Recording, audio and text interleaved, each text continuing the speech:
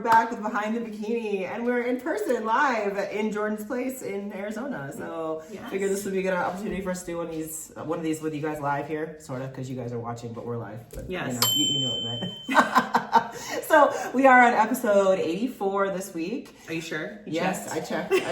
I just checked before we turned on the recording, and we have topics from you. So the topics are we had a lot of topics come in, so we're going to use these for some future episodes. But the two that we grabbed today, because they were kind of synergistic, was how to determine how much you're willing to give up for the sport, and the second one was how to get past never feeling like you're enough in the sport and on this journey. Yeah. So I don't think we've covered those yet. So I thought that was a good something that I think a lot of people struggle with, but. Before we get into that, let's talk about updates. So, what are you up to?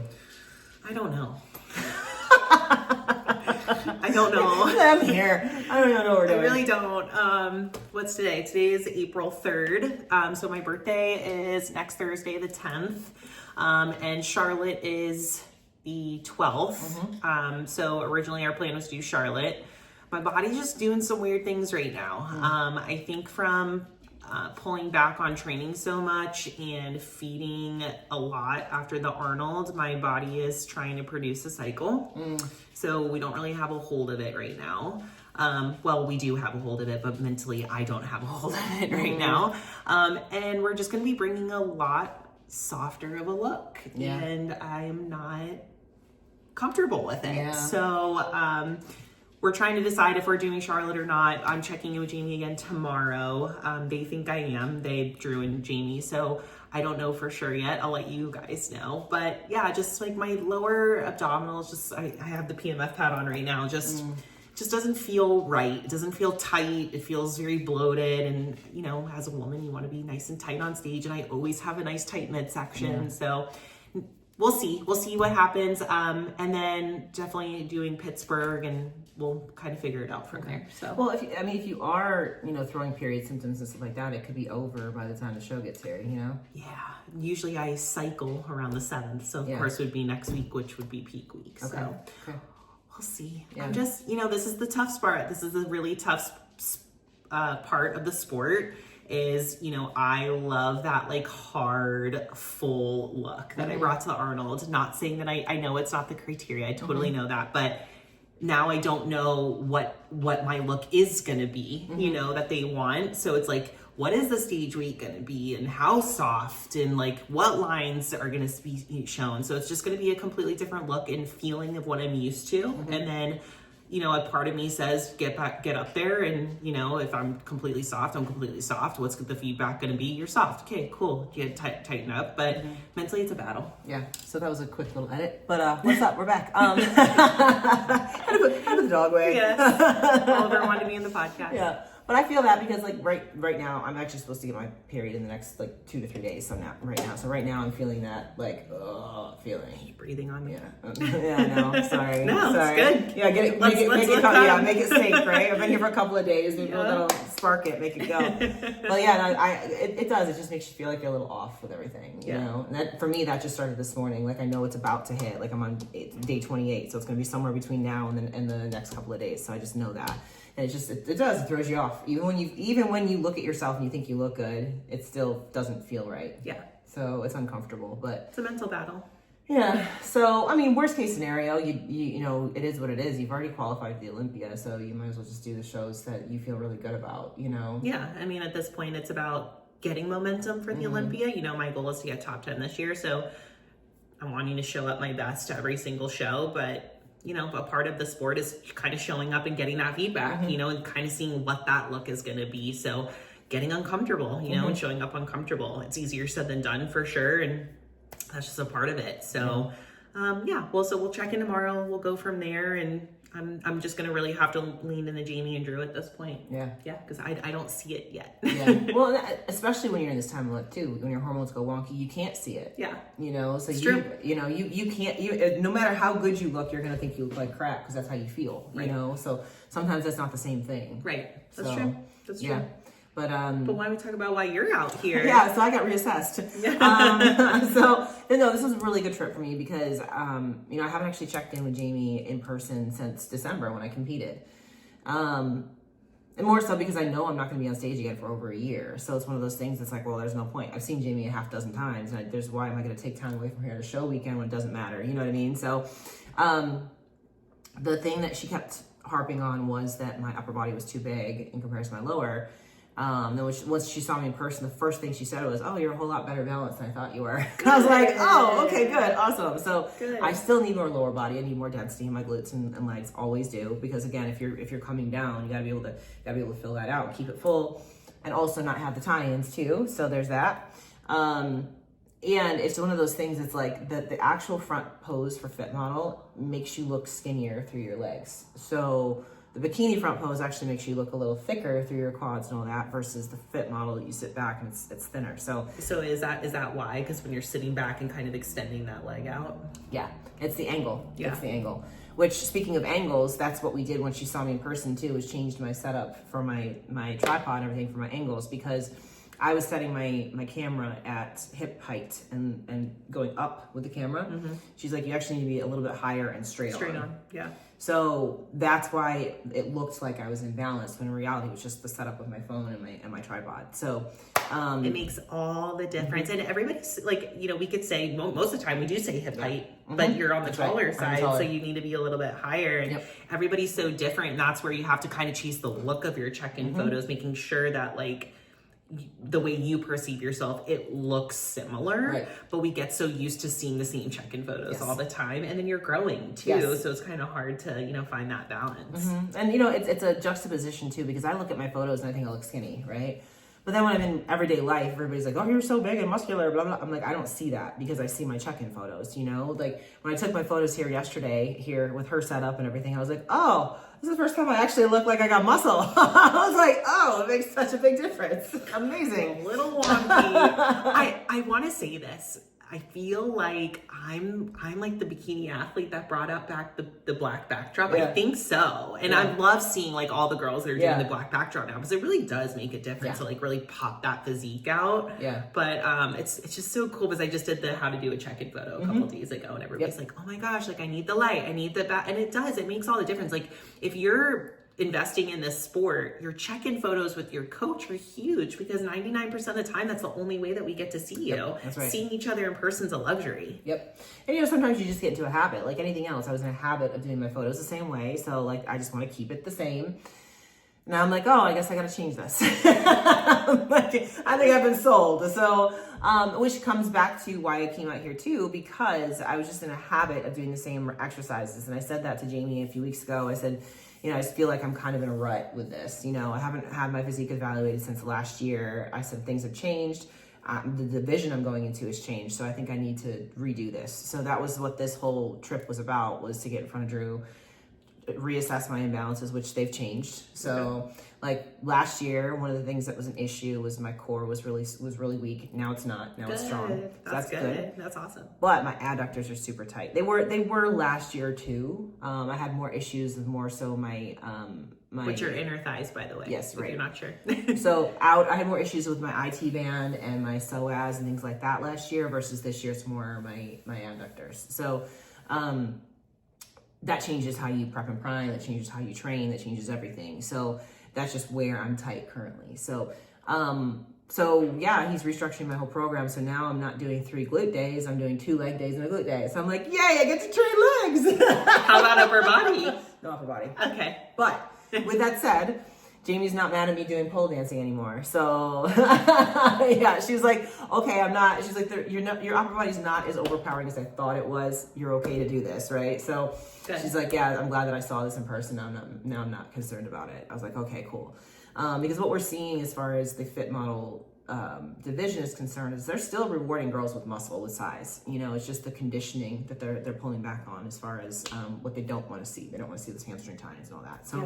So I can still manage to grow. Good. Which is good. Gives me, because it's going to be a long year. Yes. Well, it'll go by before we know it. But without you training or working towards something, it's harder. And it's one of those things I just didn't feel like I had a direction. You know what I mean? I was like, I just feel like I'm kind of meandering through the gym, blah, blah, blah. Yes, I'm training with intensity and all that, but again, that goal wasn't focused. It's not the same. Yeah, it wasn't focused. I knew I needed to do something a little different just because I wasn't seeing what I wanted to see and stuff like that. Absolutely.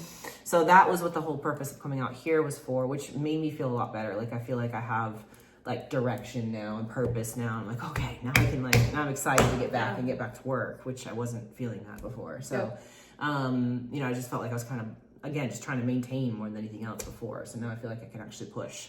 Give you a little fire under your butt, yes. Give you something to work towards. And, sometimes that's what it takes. A lot of athletes get into ruts all the time for a situation like this, other situations. And like literally when we see them in person, they're like, oh, I feel so much better. Yes. Like I have purpose again. Yep. I have an understanding. They have confidence because they were just seen in person. So they know that we're seeing, what we need to see. And again, it's going to be a long season. So you need that. You need to know that you're working towards what's coming next year with Fit Model at the pro level. Well, and of course that's going to change too as we go along, because we're going to see the new pros get awarded and all those kinds of things. So, but again, just knowing that, just the concept of getting, again, in front of Drew and having things assessed, I'm like, yes, I feel that. Yes, I know what that's supposed to be. Yes, I understand that. Okay, yeah, like we change different, and take 3 again. So anyway, what we were talking about before was... We'll be finishing up your update. Yeah, finishing up my update. So I just feel like I have better direction now that I've been out here, which is good. So then we just shot the Fit Body podcast today, so that was a lot of fun too. So I've been talking for hours. Literally. Literally. I can keep going all day, I'm good. So just give me a couple energy drinks, we're good. We'll keep going. So, but yeah, and then other than that, like my macros are up higher again. So now I'm at 98 grams of fat, which is crazy. 325 grams of carbs. I think it's 170 is my protein. I think it's a lot of food. I've never eaten that much in my life. Lots of food. Yeah, that's crazy. And I'm not gaining weight, so I'm hoping that maybe this intensity of training going up will help me to put on a little bit more tissue. So that's what I'm hoping for. Well, yeah. Or burn through more food. We'll right. see. I know, right? Or that. So, but the good thing is like I said, I'm staying in a really good condition. That was one thing we talked about too when I first got here, was keep the conditioning right here. Yeah. So then that way we can see what's happening better. Yeah. If you get too out of shape, you can't see that stuff. And also with Fit Model, again, going back to the conditioning does not need to be extreme. Yeah. So it's a livable physique. It's something I can live in all the time.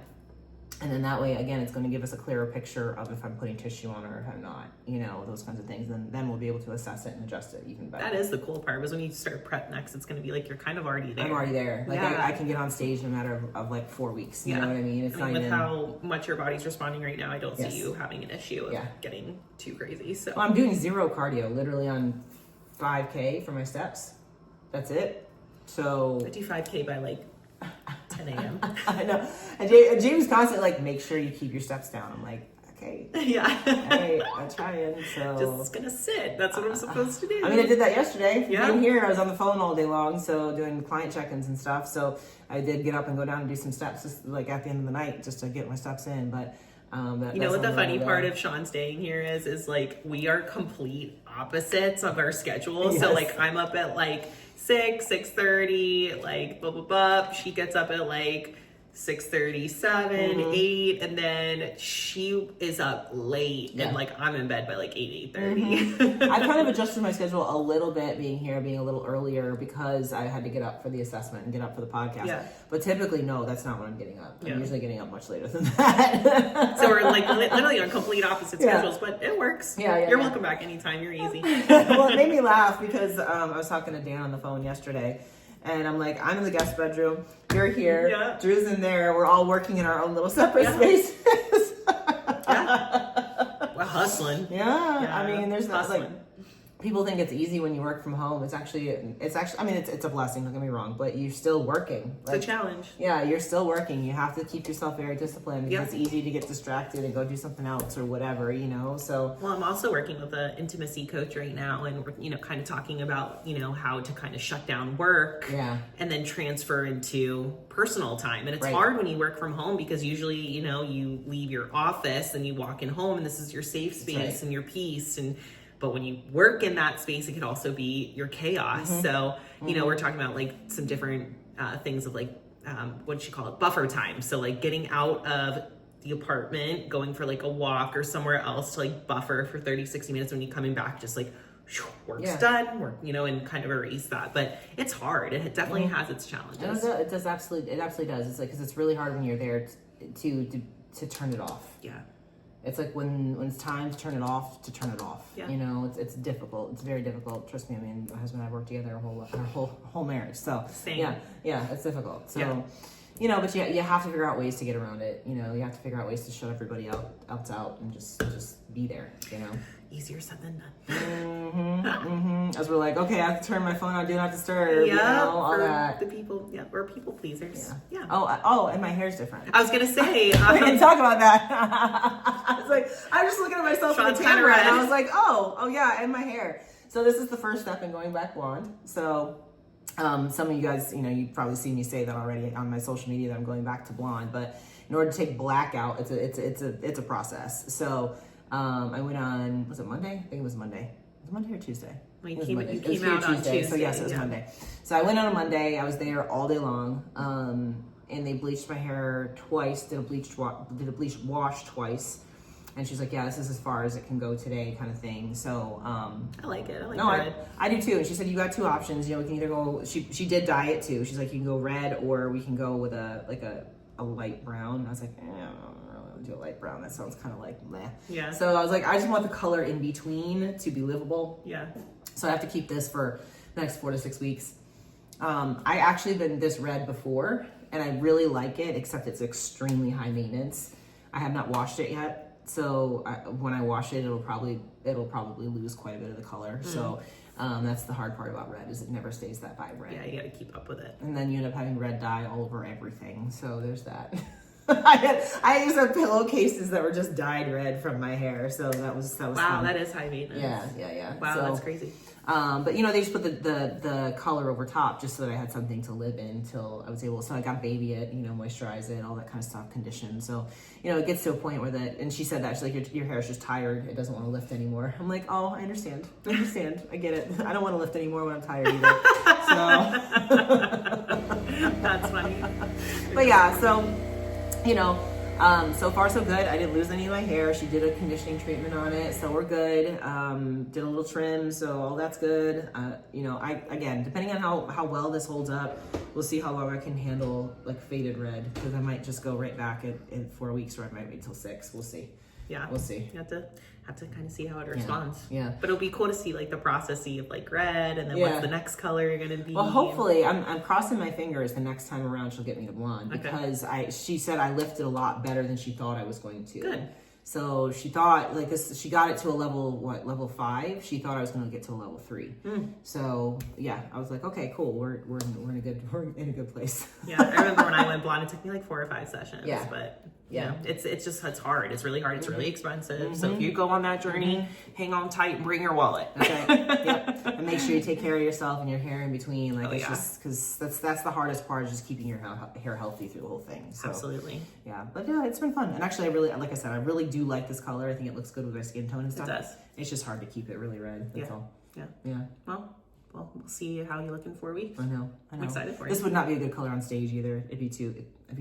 Red never is a very good color on stage. Well, it's got to be like that bright red, which I love. But I can now see that you said that would be a pain in the butt to maintenance. Very much so. Yeah. So that's kind of where we're at. I was saying my macros are high. We're no cardio, all that kind of stuff. So I'm excited to get back to my training when I get back home. So that'll be fun. Cool. Well, keep us posted. Yeah, like I know you will. Of course. So let's get into our topic. Okay. So want to pull up that and read that again, what we're doing? Yeah. So the first thing we're going to talk about is, of course, I'm on the wrong thing. Hold on. Sorry. Going to Sean's text message. Okay. So the first one is how to determine how much you're willing to give up for the sport. Yeah, and this is a big thing, because I think this changes as you go along in the sport too. I agree. Initially going into it, I think it's not a huge life adjustment at first. No. It shouldn't be anyway. You should already be training. You should already be eating pretty well, that kind of thing. You're just kind of amplifying that as you go along. Yeah. But as you go along and as you do more shows, what happens is the people around you start noticing your changes, and they either are on board or they're not. And most of them are not going to be on board. And it's not because of you, it's because of themselves. So, they start seeing the flaws in themselves that they're not willing to go change or or risk or anything like that, and you're just amplifying that by the fact that you are doing something better for yourself. So you're gonna start losing people. You know, it just is what it is. You're gonna start losing friends. Hopefully, no family. Hopefully, but that happens too. And then the hope is that you can find new people to come into your circle from there. And that's why, you know, having good teams behind you and things like that are helpful, because, you know, we're here to support each other, that kind of thing. So yeah, I think as you get more involved in the sport, your entire circle of people that surround you is going to change. Yeah. Minus maybe 1 or 2 people. And that's just being real. I mean, the people I was friends with when I started this in my 20s, I'm friends with 1 of them now. Yeah. You know, so like that is just a normal life thing though. You know, as you grow, you evolve and you change. So it's a matter of which direction you're going to evolve and change to. Some people stick around their hometown high school and do all of that their whole lives. Some people move out and move away and go do stuff across the world, you know, things like that. So you're going to evolve and change regardless. It's just a matter of, are you going to do it with the show and bodybuilding, or are you going to do it in some other capacity? So it's kind of the same concept there, I think. Yeah, for sure. And I also think, you know, to determine how much you're willing to give up, I think it also determines on what's the goal. Like, how big do you want to go with this? Yeah. And, you know, to your point of like, well, it depends on kind of where you're at. You know, when you start, I know for me, I didn't even really understand what a pro card was. I didn't know what the Olympia was, you know, so I wasn't willing to put my whole life on the line for bodybuilding. And then at one point I did, because that goal became bigger. You know, we laugh and joke in Fit Body Fusion. Drew's talked about it on the podcast about, you know, create mode. And what create mode literally means is finding that goal, and literally your every single day behavior is everything towards that goal. And for me, that's what made sense at the time. That's what I wanted. That's what I'm doing right now. You know, and for some people, they're like, oh my gosh, you know, that their entire life is bodybuilding. Yeah. And that's just different strokes for different folks. For me, that works. And I was willing to put it all out there to get to that goal. And I have, because I was able to do that. And it made me happy. So if you know, have this goal in mind of going pro, being an Olympian, whatever that looks like, and then you change your whole life around it and you're unhappy, I would say that's probably not the best move. Right. You're not happy giving up for that goal. Yep. But if you're living your life day in and day out to hit that goal and you're happy with it, well, then you have your decision, right? So it's what's the goal and what are you willing to do to get there, and what's making you happy in life and enjoying in life. You know, I just made a post today, like, bodybuilding and your goals, it's not going to come tomorrow. It's a sport of discipline, and it's a journey. You know, it's not just like a one and done type thing. There's very rare people that step on stage for their first national show and get their pro card and hit it the first time. So you have to be willing to, you know, kind of take it for the long haul. You know, Sean went from a perspective of like people and, you know, giving up people and things, like you're going to have to give up nights out. You're going to have to give up social experiences. You're going to have to say no a lot more on things that you want to say yes to. But at the end of the day, when I said no to things, I felt comfort in that, knowing I was one step closer to my goal. For someone else, they could start becoming resentful of that, or resentful of the sport, or not wanting to train, and that's where it becomes an issue. Yeah. And you're also gonna have to give up a lot of like worldly things. The truth is it's an expensive sport, so you have to give up money. Yeah. Time. Yeah. I mean, those are things you're gonna have to give up. You're gonna have to give up some of your freedoms, like you said, going out and things like that. So there's a lot of worldly things you do have to give up in order to be successful in the sport. So you have to decide to yourself, is this worth the expense? Yeah. You know, so the best way to do that is really to sit down and know how much you're able to sacrifice too. It's not even how much you're willing to, because sometimes how much you're willing to is more than you're actually able to. Yeah. You know, like, point. Again, when you're talking about money, like you don't want to lose your job, go in debt, you know, those things that in order to do this, you may be willing to do it, but you shouldn't. Right. You know what I mean? So we talk about that a lot. You should be in a financial place where you can do this without that kind of stress. Absolutely. You know, so those are things I would sit down and actually make a list of things I am able to do. Not what I'm willing to, but what I'm able to do, because those two things are not the same. Absolutely. So I think that would be a good way to kind of sit down and do that even before you get started. Yeah. Even before you get started, are you willing? Are you able? Are you able to give up some free time with your friends? You know, are you able to give up the $10,000 you're going to need in order to compete this year? And I'm not joking, you're going to need that. So, I mean, more. And more. Yeah. So, I mean, it's expense. It's in every sense of the word, it's an expense, but it's also rewarding too. Yeah. it also gives you a goal that you achieve that goal. So what is that goal worth to you? Is it worth giving up all of that? You know? And I think the more you go through it too, like you go through the highs and lows, like you get started and you have, you know, your original group of friends and your family and things like that. And then the deeper you get, you start to see those shifts where the people in your life are starting to notice that you are saying no more and you're not going out as much and you're changing because you want to be in the gym. And so those people begin to pull back and then it becomes really lonely. Yep.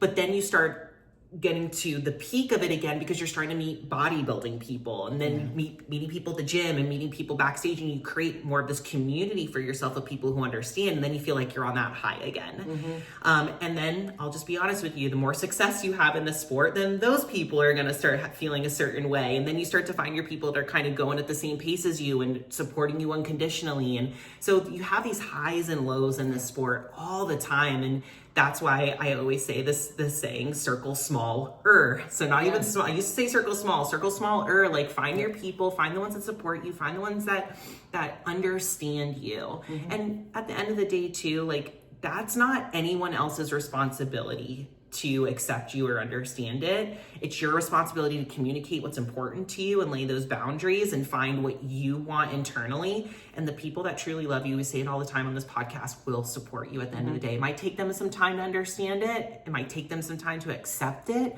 but they will come around eventually. Yeah. And you know, and again, it comes down to you have to make the decision for yourself. And then once you do make that decision, stick to it too, because a lot of people will start waffling, and we've talked about this when we talk about like what you're willing to do as far as PEDs are concerned. It's the same thing. Once you get into the thick of it, all of a sudden adding a little bit more doesn't sound so bad. You know what I mean? So it's the same thing here. We're talking about the sacrifices you're willing to make or able to make.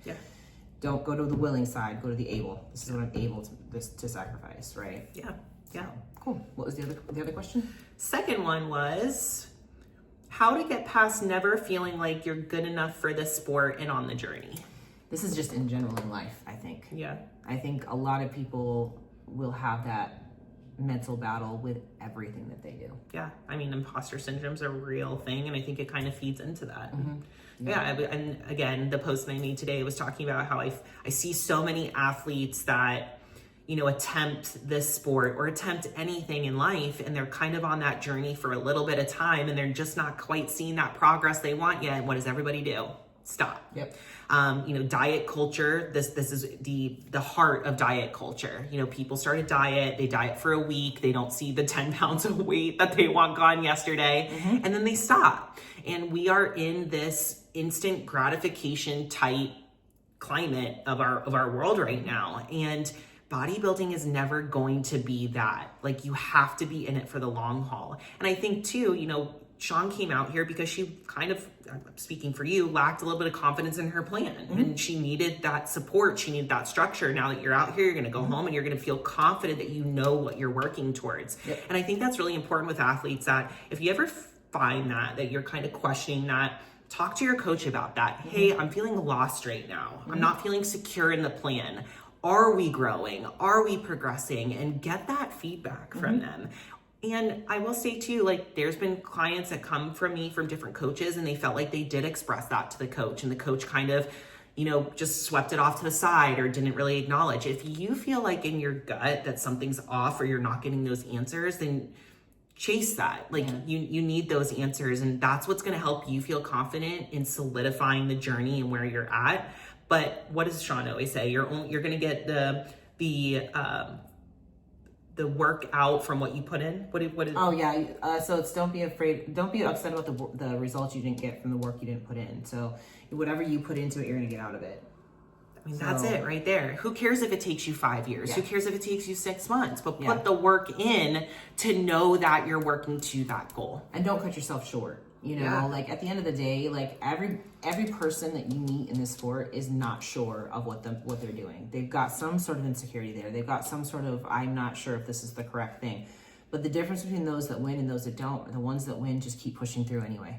So none of us are 100% sure. You were just talking about that with your prep plan. Literally. So none of us are 100% sure on what we're doing. I'd just like to take a moment to welcome our new channel partners, Prozis. If you are unfamiliar with them, go ahead and go down into my description box now, click on the link, go check out their site. They are the leading supplement sports nutrition company based out of Portugal, been around for 17 years. You might be asking what makes Prozis unique? Well, everything that they make is made in-house or with trusted partners. They have to go through rigorous testing in Portugal in order to even get any products on the market. So what you're gonna find really high quality, pure supplementation.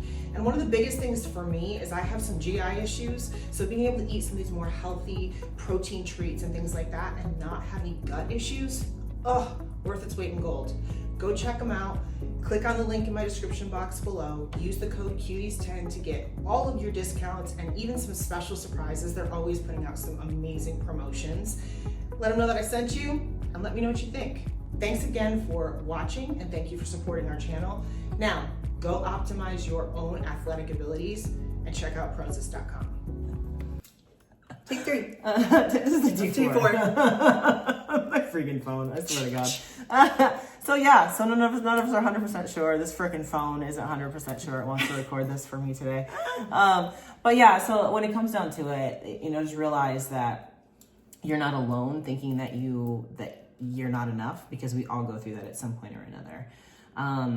Really what it boils down to at the end of the day, though, is just making sure that regardless of what's going on in your head, you push through it. And like she was just saying, she's like, I'm going by whatever Jamie and Drew say, because she knows she can't see herself correctly, right? And the only way you're going to get through to something great is by pushing through. That's it. Like, otherwise you're just going to cut yourself off before you even get a chance to know if you can experience it or not. Well, yeah. And I mean, to answer the correct question very directly, like, you are enough. Mm-hmm. A sport, a placing, a physique does not determine how you perceive yourself at the end of the day or the person that you are. Mm-hmm. That's where I think that bodybuilding can get a little too much. Mm-hmm. If you only value yourself based on your placings or how you're looking or your progress, that's a deeper issue. Right. This is, at the end of the day, a hobby. Even for IFBB pros, it's a hobby for us. This is not paying our bills. So you have to try to figure out your self-worth and your self-confidence outside of the stage. Bodybuilding and training and all that should be already complementing how you feel about yourself. Bodybuilding is not who you are, it's a part of who you are.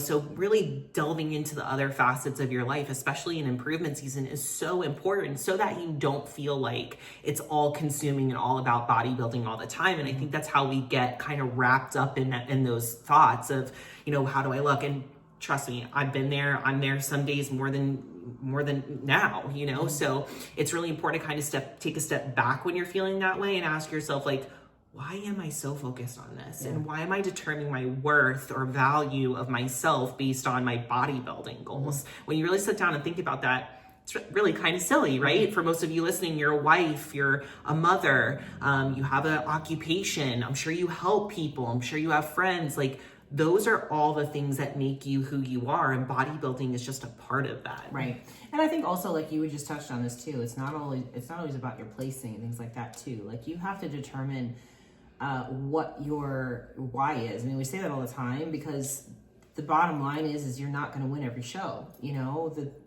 to lose a whole lot more shows than you win. So if you're basing your whole premise of being not good enough on your placings, then you're gonna have a problem in this sport. So, you base yourself on, am I improving? Am I doing the things I'm supposed to be doing every day? Am I checking the boxes? Am I, doing the best I can on my presentation? Am I doing the best with my macros? Am I doing the best with my training?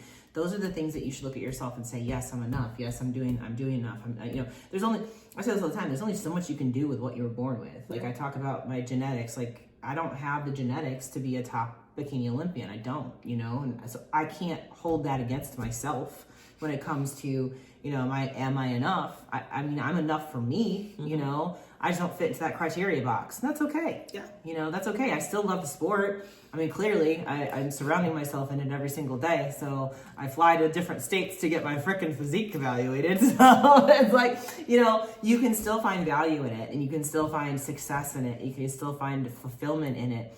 even beyond just, am I going to be a top Olympia athlete? You know, so there's always that juxtaposition of, and this is where you have to be confident in this too, because people will come at you and say, well, what are you doing this for? You know, you're not going to be the next Laura Lee Chapados. You know what I mean? It's like, well, no, there's other things that, there's other things outside of being Miss Bikini Olympia. You know, there's other things that the sport does that it gives you, that it provides for you beyond just a title on a stage. Yeah. And I guess too, like, I'll challenge back too of like, if you're not confident in the work that you're doing, maybe you need to look internally in that too. You know, so many times we take on athletes and they're like, I'm doing all of this and I'm training hard. And then we get them and they're not. There's a lot of room for improvement, you know? So at the end of the day, if you're questioning or, you know, wondering why I'm not improving, why am I not growing? Like, be honest and real with yourself. Yeah. Am I hitting my macros? Am I doing whole nutrient-dense foods? Is my digestion in check? Are my hormones in check? Am I actually training to failure? Am I actually pushing myself? Because more than likely with one of those things, you're not. And that's okay. That's just where you need to be real with yourself and the expectations of your progress, right. You know, and that's why Drew and I have claimed, you know, say the word crate mode. It's the athletes that truly go all in, that see the progress faster and hand over fist. Some people aren't as passionate about the sport. They don't want to go all in. That's fine. But then you have to be realistic about what that goal is and what you're willing to do to get there in that timeline. And also, you don't know what you don't know. Like we were just talking about this a minute ago with an athlete that came in for an evaluation. You don't know that you're not training to failure if you've never been pushed to failure before, you know? So surround yourself with people that understand what that is, that understand what actual training is, what actual dieting is. I say this all the time. We've said it several times in this podcast. If you're the smartest one in the room, you got to find a different room. Yeah. You know, I say that all the time. I want to go places where I can learn things from people. You know, I came here to learn about my own self, my own training, my own body, because I know that Drew knows more about that than I do. You know, so I want to make sure that I'm doing everything I can, because I don't know what I don't know. I can't fix it if I don't know it's wrong. You know, so if I have somebody that can point it out and say, this is how you got to fix this in order to be better, great. I'm going to go use that resource. Right. That's a tangible resource. And that gives you, again, confidence, because you know, okay, I have something. I have something that I can work on and make me better. But the problem is kind of the lull that you were in, of where you're like questioning and then you don't have any attainable data, answers, problem solving to help you kind of get to that next level or past that problem. Yep. And there's a saying that closed mouths don't get fed. So ask for help. Yes. You know, when it came to me coming out here, it wasn't offered to me. I asked. I said, can I come out and get this done? It's been a year since I've been evaluated. I'm going into a different division. I just feel like I'm kind of blah right now. Like, so I need some help. I asked. So, took responsibility. Yeah. Took responsibility for your own physique and your plan. That's right. And then I feel like if you do those things for yourself, you're going to always feel confident, because you know you're doing everything that you can do. If you sit back and say, well, I could ask them if I could go do an evaluation, but maybe they don't want me to come, and maybe that's on you. Ask. Just ask. And I've been that athlete before. Yeah. I've been that athlete where I just was like, well, my coach will tell me when I can come out, and you know. And then when I started to really push and ask for things, that's when I started to learn more details and knowledge, and I was able to buy in. You know, as an athlete, I say this as a coach all the time, like as an athlete, I like to know why I'm doing something so I have more buy-in, and then I'm going to continue to do it. If I don't really have that knowledge behind it, it probably doesn't feel as important to me because I don't know the reason behind it. So knowledge is power. That's right. And what does Greg always say? Applied knowledge is power. Yeah. So that's what this is all about, you know, is about finding that confidence within yourself so that you don't feel like you're questioning that journey. If you know you're giving 110% of what you have to give, that's all we could ask for. But if you know that there's things that are left off the table, those are things that you have to ask and speak to address. That's right. That's right. You know, and again, going back to, it's like you can only do as much as you know. So you need to get out there and educate yourself. And I know that that's hard sometimes because there's a lot of information out there. So much information. And you don't know how to sift through it. You don't know who you should be talking to or what or anything like that. So that's another point where, you know, you got to get yourself surrounded by people you trust. Yeah. And going back to what we were talking about before, you're going to sacrifice some people in your life. So hopefully you can pull people into your life that are going to help you become successful. So that sacrifice leads to something that's better. Yeah. You know? Yeah. So, at the end of the day though, I mean, this is a lifetime journey. you know, we talk about this a lot. It's like, this is not something that happens overnight. And as long as you're constantly growing and improving yourself, that's the best thing that you can do for yourself. That's all you can do for yourself, because you can't control anything else. Yep. So getting out there and just saying, okay, I'm going to learn this. And here's the other thing about this too, is that it gets applied to other parts of your life. Like for me, when I come out here and I do this helps me to coach my clients better too. Because then I'm saying, okay, now I see something that's wrong with me. That's going to help me see something else that's wrong with them, so that I can help them fix it, just like I got helped to be fixed. Yeah. So I always look at it as a twofold thing. I'm like, it's not just going to improve me, it's going to improve those other people that I'm going to touch down the way too. Yeah. So I look at it as an investment. I mean, it's not just an investment in you, it's an investment in whatever your life is too, whatever your life goals. It doesn't necessarily mean you have to be a coach, but it could be something where you help your family. Like a lot of the stuff that I learned from doing this, I help my family with when it comes to training and diet and things like that. Oh, I love that. You know, like those are things that can be exponentially sent out into the world, right? Yeah. So Couldn't agree more. yeah, all those little things make a difference, right? And like your family doesn't have to be extreme as you when it comes to bodybuilding, but little things that you pick up in the sport can help them to live healthier, right? You know, a good example, my dad had skin cancer, right? So when you go through chemo and all that, they tell you to cut out carbs, and just because cancer feeds on sugar, feeds on carbs, right? So he cut out breads and pasta and stuff like that, but he's like, yeah, I'm just eating fruits and vegetables. I'm like, Dad, you do Still carbs. I'm like, you realize that's carbs, right? I'm like, so, but just simple that he had no idea. Yeah. So like little simple things that we take for granted, you know, they don't realize. And he's like, oh, I didn't know that had carbs. Like, yeah, you know, fruit is sugar. That's a carb. Yeah. You know, He thinks he's doing the right thing. that's right. and- That's right. Yes. That's right. So again, going back to everything that you are doing in this is making it worth it for you, right? Making you worth it. You are worth it. You know what I mean? So just living a normal, healthy life, you're worth it. Oh yeah, totally. I mean, and that's the thing, is like finding the joy in what you're getting outside of bodybuilding. Like I'm still gonna continue to bodybuild or train after this, because Sean and I tell it all the time, we're aging in reverse because of this sport, right? That's like right. Those are all the things that outside of placings and stage day that the sport has given us. We're healthy, our skin is good, hair is good, we feel good. Like we focus on those things as longevity of our health way after the stage is over. You know, in a few years, you and I are going to be retired, probably still doing this podcast. I know, right? And we're going to feel our most happiest self. Yeah. But I know, like, my dad right now, who's, you know, 58 years old, he just turned 58, I think, and he is not doing well, you know, health-wise, because he just doesn't take care of himself. I don't want to end up in that position, and I know that what I'm learning now is going to help me tenfold, you know?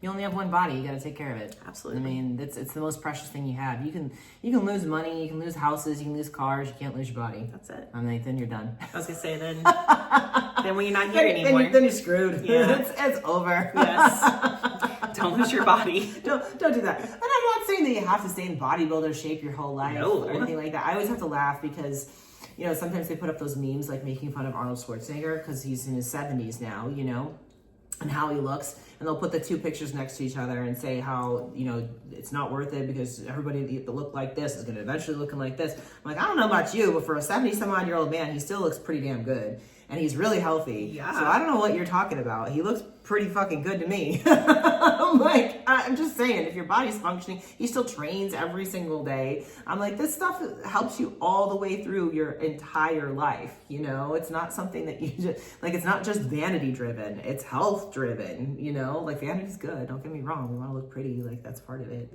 Of course, but it's like the day that I retire, I'm like, oh, well, I'm never going to step on a treadmill and pick up a weight anymore. Like, no, I'll probably still do like 15, 20 minutes of cardio every day. Yeah. And, you know, just you find that routine, you find that discipline, you find that consistency. And I don't know, it's a journey. It's a lifestyle. It's a lifestyle at the end of the day that you have right now taken to an extreme of bodybuilding. And then eventually you're going to pull back and just go back to a lifestyle. Like that's where you have to find the joy and what the why is outside of the sport of bodybuilding. Yep. So yeah, you're enough. That's the bottom line. So everything that you do every single day is enough. And that's the thing, is like there's always going to be new extremes in the sport. There's always going to be people pushing the boundaries. So if you're always trying to play that game of catching up and like keeping up with the Joneses and I've got to be as good as her in order to be able to compete, you're never going to do anything. So you got to find, again, we go back to the cliche of you got to find your why, but it's the truth. You got to find the reason why you're doing this and stick to it. And you are enough, regardless of however you place, regardless of whatever happens on your show day. Everything that you did leading up to that is what makes you worth it. Yeah. Right? You're enough right now. That's right. Today. That's right. Everybody is. So it's easy for us to sit here and say, you know, just stop questioning yourself and just do it. It's easy for us to say that. But the truth is we question ourselves every day. Question myself right now. Yeah. We question ourselves every single day, but the difference is we still just get up and do it. Yeah. You know, we still just get up and do it. Yeah. So it's really that simple. I know that's a hard concept, but it's really that simple. It's a mental fortitude. Mm-hmm. Yeah. Yep. It's okay to question. It's okay to show up. It's okay to show up without an expectation. It's okay to get your ass handed to you, but just show up with the mentality of being a student of the sport. Always showing up with that. What am I learning today mentality? Today didn't go my way. What did I learn? Cool. Next. Pivot next. Pivot next. Yep, absolutely. So, but we love getting these questions from you guys because, again, I think it helps us to kind of meet you where you are. I mentioned this yesterday when I put the question box. I've been getting a lot of like really in-depth, like technical questions. So what that tells us is a couple of things. A, you guys are paying attention to what we're saying, because if you weren't paying attention, we wouldn't be getting questions like that. And B, it's pretty cool. You know, it's telling me that you guys are actually absorbing and learning and growing from all of this that we're doing as well. So, you know, that's pretty awesome. So hopefully we're able to touch you guys in one way or another in this whole craziness of bodybuilding.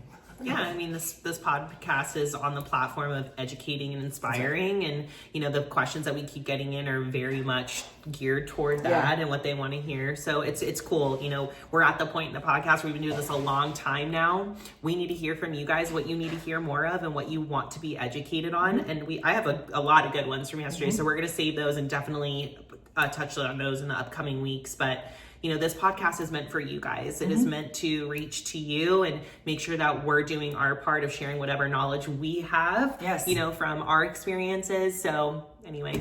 And also, so Drew just walked by and it reminded me, he mentioned something about us doing one of these live every month. So I don't know if we can commit to every month because schedules. Travel. So season's picking up. Right? But if that's something you guys think would be fun, drop it in the comments. Let us know. Yes. Because, you know, we can try to coordinate that as often as possible. We'll try to do once a month. Can't commit to that. We are committed to one of these podcasts a week. Just don't know if we can get them live. But we did the one live in at the Arnold, and that was a lot of fun. And a lot of you guys came on and talked with us and stuff like that too. So I like that kind of interaction. It kind of gives us ways to drive the conversation as well. So if you want to talk to us live, drop in the comments. Let us know. And maybe too, like, days and times that you guys would like, not to say that we could do it but like, when are people available? Do you want weekends? You want late night weekdays? Like, what does that look like for you guys too? That way we get a gauge on that. Yeah, because we always schedule our time for our podcast, but that doesn't necessarily mean that's the best time for you guys to actually get online. So yeah, probably not for most people in the middle of the day on a Thursday. Yeah, true. Probably not. But you know, hey, it is on the East Coast. People are off work by now. Yeah, 6:30 on the East Coast right now. So there's that. Due to this amazing time change that we're all finally kind of okay with. For those of you that don't know, Arizona sometimes changes and sometimes doesn't. No, Arizona never changes. Oh, I'm sorry. I take that never back. change. We change around you guys. For all of us. Yeah. For all of us, we change. They don't. Yes. So it's frustrating when we're talking about appointments and scheduling. We're always off by an hour for the first couple of weeks, just trying to figure out what we're doing and stuff like that. It's just confusing. And my gym's in East Coast, so half the year they're 2 hours ahead of me, and this time of year they're 3 hours ahead of me. So I wake up to 6:30 my time. They're already through breakfast, and you know what I mean. So it's it's part of it. It's fun times. Yeah. We all just need to get on the same page and not have daylight savings time. Yeah, if you vote, we should put that on the voting doc next. Like, let's kill this I'm like, daylight weren't they saving. gonna get rid of this like a while ago? I think they were talking about it, and I don't know what the outcome was, but I don't understand. I just, if it's for farmers, you just gotta wake up earlier. Like, sorry. I don't think they really care. They work on their own schedule anyway. They work according to the sun okay, anyway. So who okay, the cares? sun's not out. Cool, I'm waking up right now. Like, why do we gotta get up at that time? This is something I talk about all the time. This freaking time change. Why does it have to happen? Why can't we not do it? I don't know. This is why I live in Arizona now. So you don't have to do it. So you're just special like that. Yes. It's one of the many reasons, so that's a good one. These little Arizona bitches, man. Yeah, you're like 4 hours away, so you could just like pop over here every once in a while. I know, that was the good thing with me being in Vegas. It's like, okay, so it's literally a 45-minute flight. I'm like, literally the plane to Vegas is ridiculous. Like by the time you're up, it's like, all right, we're coming right back down. I'm like, why are we doing water service right now? Exactly. No, it's true. It's actually really easy. And they have so they do this thing now because, Southwest said they were going to stop, they were start charging for bags. Yes, right? they are. So to counteract that, Frontier is now including your seat choice and your carry-on bag. Of course they are. The ticket. So my ticket coming out here with taxes and all that stuff was like $80. Yep. Round trip. Super cheap. Super, super cheap from Vegas to Phoenix. I was like, oh, I can't even do that in gas. Like, No. if I drove, the gas would be more expensive. I was like, plus you get to be a passenger princess. Yeah, that's right, exactly. So it's so easy. Like, again, I'm like, whatever. People make fun of the fact that I take Frontier and Spirit, but whatever. They're the only ones that haven't crashed yet. So That's true. I'm just saying, they're the only ones that haven't had any issues. I'm a Southwest girly, but I got a lot of points and a lot of status, so I'm good for a while. Yeah, I wasn't it really just depends because going out of DCA, it's really better to do like American or United or something like that. Yeah. So that was what I was doing before. But now when I fly out of Vegas, there's just everything's available and it's so cheap. So well, and you're in a hub. We were just talking about that earlier. Yeah. Like we have to live in hubs of Yes. airports because of how much we travel. So it's like if a plane does not go to a certain airport, we're not living there. That's right. No, it's just like, and again, being within shooting distance to the actual airport too. Like Vegas takes me 15 minutes to get there, versus when I'm in DC, it takes me an hour to get to any one of the airports I want to go. There's two. Yeah, there's two within an hour, and there's another one an hour and a half. So I don't ever go to that one. But that's Baltimore. I don't go up there. but still, I mean, we're starting to take into account all of those things. That makes a difference, So if I was to fly, if it was DC trying to fly to Arizona, like it was the same distance from as it is to Las Vegas, it would make more sense for me to drive here. You see what I'm saying? Yeah. Because I would have to drive to the airport. That's 2 hours of drive time just back and forth to the airport. So you might as well just drive to your destination. Yeah.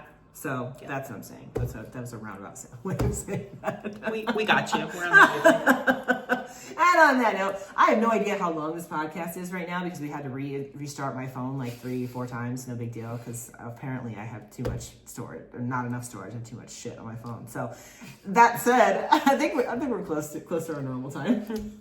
Poll on if Sean should get a new phone. It's brand new. It's a 16. I'm just kidding. It's brand new. It's just I didn't delete a bunch of stuff. That's all. I had a lot of posing clients the last couple of weeks, and I always take videos of them, so I have all of the videos on there. I was like, oh, I should have done all that before we got. It's all right.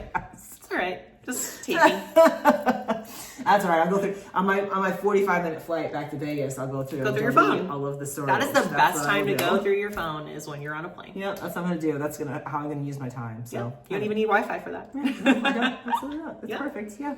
So with that, we're gonna end out episode number 84. Yeah, 84. I don't know if we said to like, comment, subscribe the first time. Did we do that? I don't know either, but We're doing it now. comment, subscribe. Find the buttons wherever they are. Yeah. Like, comment. Yep. Let us know questions. Let us know if you want us to do a live. Let us know the times that you want us to do a live. And we'll try to figure that out. See if we can do that, once a month or once every 6 weeks or something like that. We'll try to fit one of those in there. Totally. I'm excited for that. All right, guys. With that, we are off. Bye.